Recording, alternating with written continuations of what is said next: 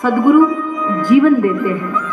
अगर जन्म मिलने के बाद जीवन न मिले ना तो समझ जाना चाहिए उसका जीवन अधूरा रह गया। माता पिता शरीर को पुष्ट करते हैं और सदगुरु आत्मा को पुष्ट करते हैं, इसलिए जीवन में समृद्ध सदगुरु का होना बहुत जरूरी है। किसी ने बहुत प्यारी बात कही, रवि पंचक जाके नहीं ताको चतुर्थी नाही, ताको ताही सप्तम घेरे रहे कबहू तृतीया नाही।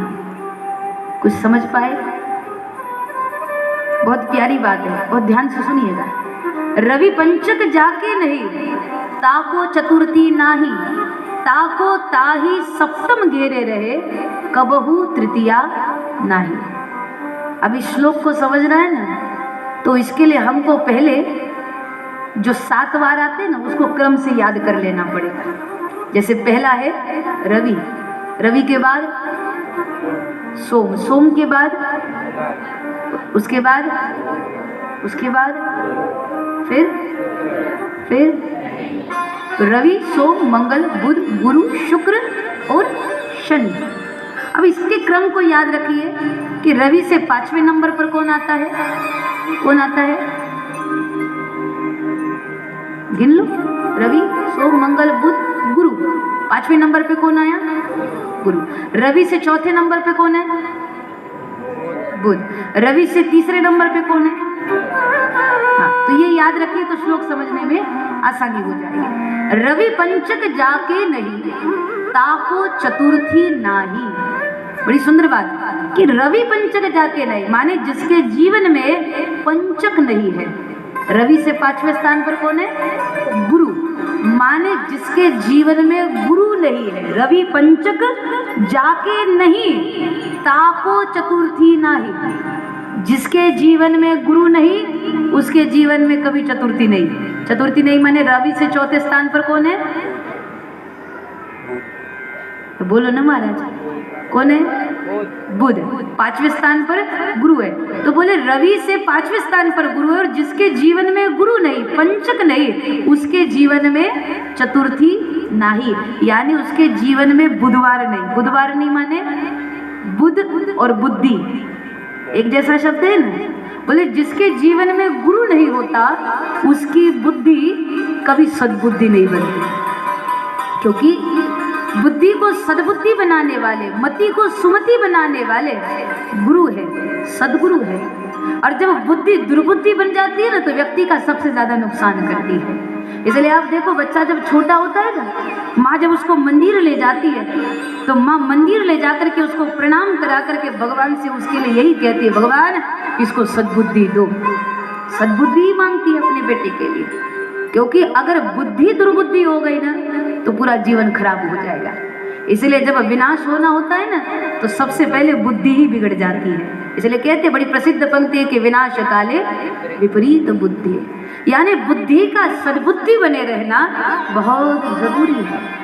लेकिन कहा कि जिसके जीवन में गुरु नहीं है, पंचक नहीं है, ताको चतुर्थी नहीं, माने उसकी बुद्धि कभी सद्बुद्धि नहीं बनेगी। यहाँ तक समझ रहे? आगे बहुत सुंदर बात है कि रवि पंचक जाके नहीं ताको चतुर्थी नाही, ताको ताही सप्तम घेरे रहे। अब रवि से 7वें स्थान पर कौन आता है? शनि।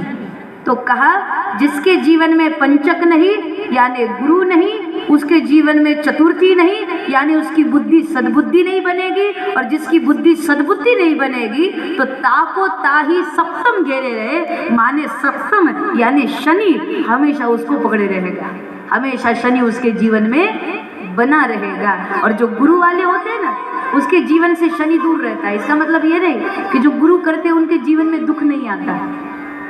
ऐसा नहीं है कि गुरु से दीक्षा ली तो उसके बाद आपके जीवन में दुख नहीं आएगा, परेशानी या नहीं आएगी, आएगी। गुरु जिसके जीवन में होता है परेशानी उनके जीवन में भी आती है, दुख उनके जीवन में भी आता है। लेकिन गुरु कृपा का मतलब ये नहीं कि आपके जीवन में दुख ही ना आए। गुरु कृपा का मतलब यह है कि दुख की घड़ी कब बीत जाए आपको पता ही ना लगे, तो समझ लेना चाहिए ये गुरु कृपा काम कर रही है। गुरु कृपा दुख की कठिन घड़ी को भी आपके लिए सुखद बना देती है।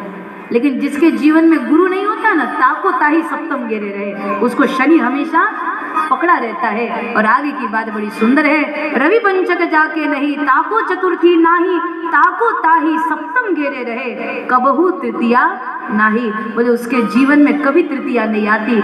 रवि से तीसरे स्थान पर है मंगल, यानी उसके जीवन में कभी कोई घटना मंगल नहीं होती।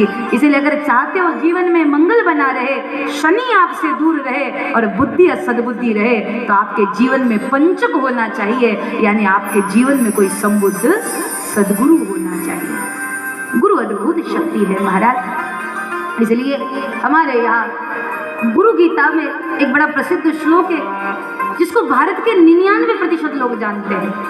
और माँ महादेवी ने महादेव से कहा था कि भगवान कोई ऐसा शब्द दीजिए, कोई ऐसा अक्षर दीजिए जो 2 ही अक्षर वाला हो लेकिन बड़ा अद्भुत और बड़ा चमत्कारी हो। तो उस समय कैलाश के उत्तुंग शिखर पर भगवान महादेव जब महादेवी को गुरु गीता सुना रहे थे, उस समय उन्होंने 2 अक्षर भवानी को दिए, और वो 2 अक्षरों में से पहला अक्षर है गु और दूसरा अक्षर है रू, दोनों मिला के हो जाता है गुरु।